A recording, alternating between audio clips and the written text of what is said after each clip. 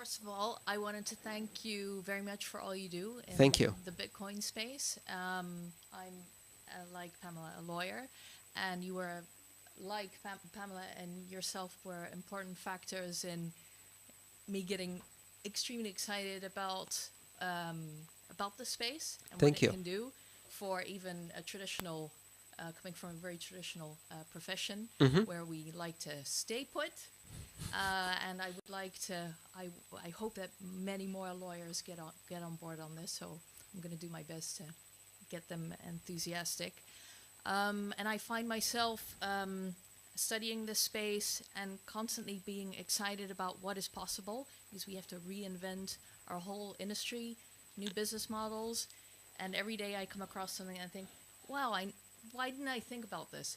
And I was wondering if you still get excited about things that you come across. What was the last time that you really got excited, thought, I never saw that coming? Oh, that's probably a weekly experience for me. I just keeping up to date with what's happening in Bitcoin innovation is something that's a full-time job, and I barely manage to do it myself. Um, I'm very excited about some of the new technologies. Obviously, payment channels and Lightning Network we were talking about today. I don't think people realize how deep this technology is and how transformational it can be yet.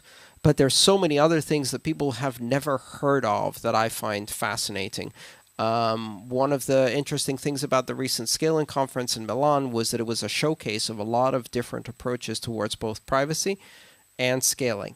And some of those ideas were just mind-blowing. I'm reading the papers and trying to understand them. Most recently, I heard and better understood Covenant technology, which is the ability to put recursive constraints on forward-looking transactions.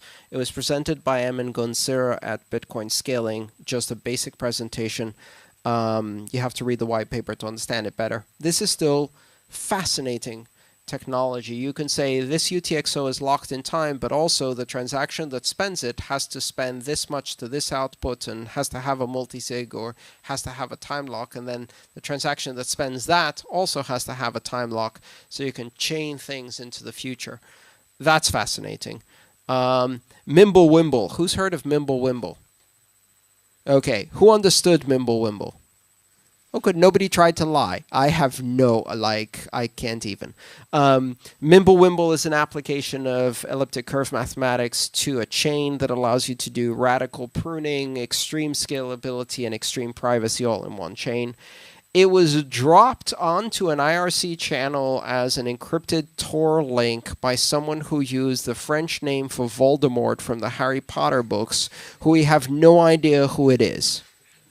So when I say that Bitcoin is an incubator for black swans, that's what I mean. Like, you think everything's going along normally and some completely anonymous person drops a piece of just mind-blowing science, and the entire community goes, what?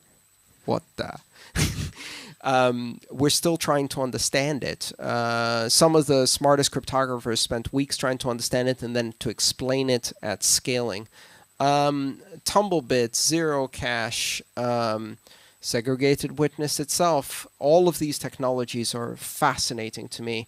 And again, one of the things that I've appreciated about Bitcoin is we have this high-level debate that everybody's getting all focused on about the block size, etc. And what that's missing is that underneath, in the development community, the innovation has been accelerating for the last 2 years. And the stuff that's coming out, it's going to take 2 or 3 years to be in your wallet, but it will blow your mind.